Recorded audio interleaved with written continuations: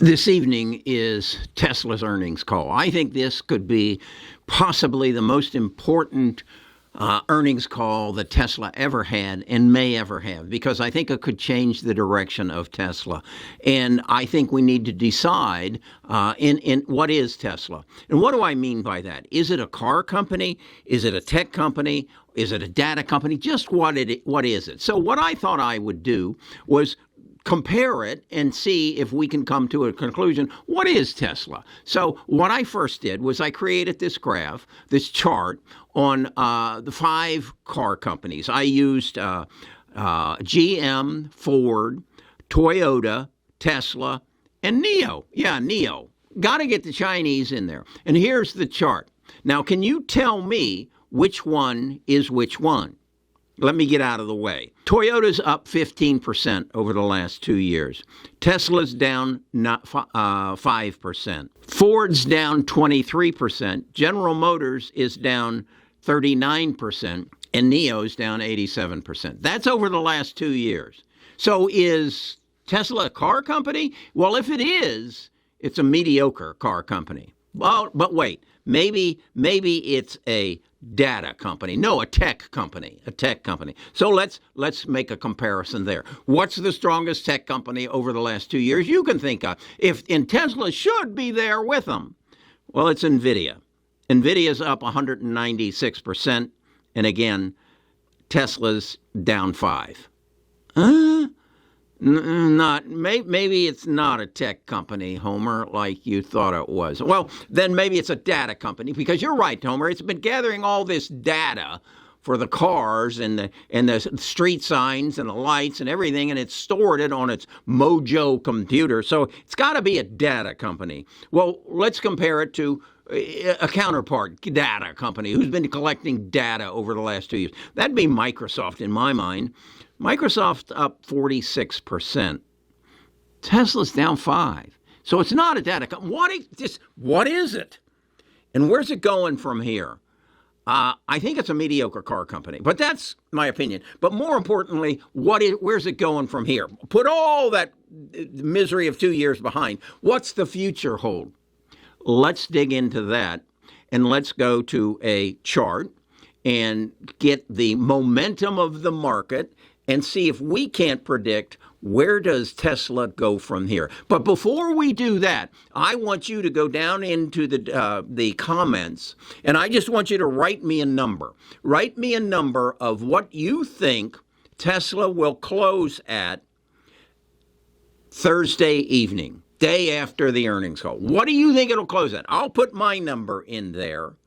You put your number in, and then we'll come back maybe Friday morning, Thursday, and we'll see who is closest. For what is it going to close on Thursday? And then we'll get what's in Tesla's future. Best of Us Investors presents Kerry Griegmeyer.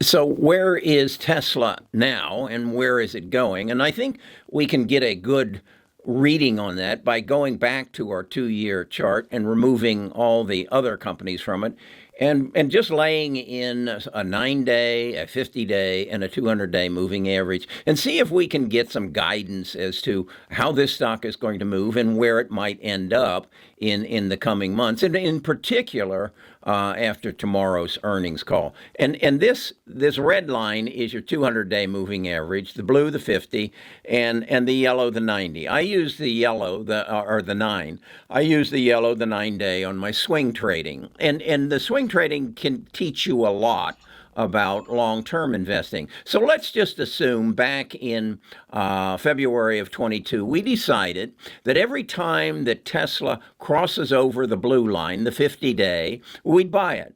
And every time it goes under the blue line, we'd sell it. And we would only do it with full candlesticks on either side. So we would have gotten into Tesla in March of 2022 and then gotten out in May of 22, probably made a little bit of money, not a lot, but made some. But we would have missed all this. Then we would have gotten in July of 22, wrote all this up and then gotten out in September of 22. And then we would have missed all this, gotten in, gotten out, gotten in, gotten out, in, out, and you get the drift. Out, in, and right now we'd be out. We would have gotten out on January the 11th. So with that said, then what are all these other lines? And can they tell me where it's going? Well, this red line is obviously a resistance level. And as you can see, Tesla hit it there. They hit it there, and actually hit it there as well. The blue lines then become support levels, historical lines that say that's where it may go down to. And this is quite often influenced also by buy orders. And as you can see, if we go back to August, it came down and it touched the resistance level, touched the support level, touched the resistance, went down to the support, and now we're sitting here at about 208, 211. The next stop is, I think, realistically, 194. And that just might happen tomorrow morning after the earnings call. That's where, if I were a betting man, and I'm not, I'm an investor, I'd say Tesla's going to close on Wednesday at 194.26. Where does it go from there? I believe, and again, these bars up here are measuring the sentiment of the market, and they build on each other. Here, the sentiment went negative, and I think you can see why. Here it added more negative sentiment. Here it added more negative sentiment, and you notice that line's even darker red than that line, okay?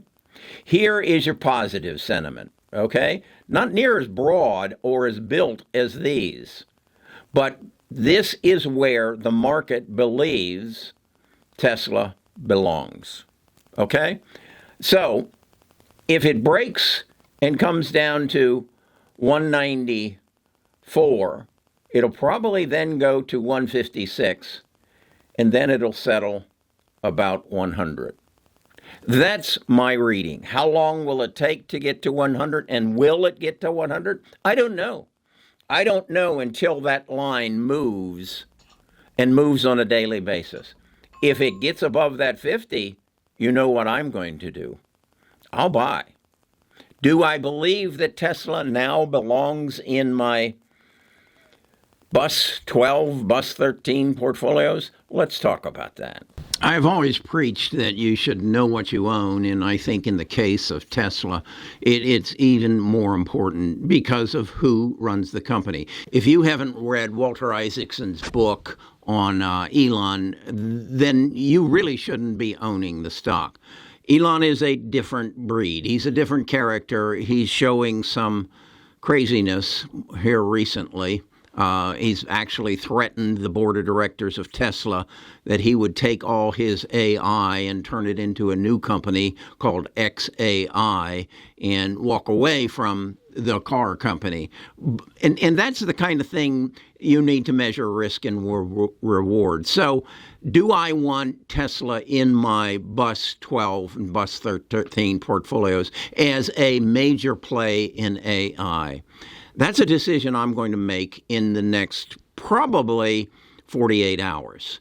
I need to listen to Elon and understand where he's taking this company and where he mentally is at this point and where I think he'll be in the future. And then I've got to say, do I want to get in bed with this guy?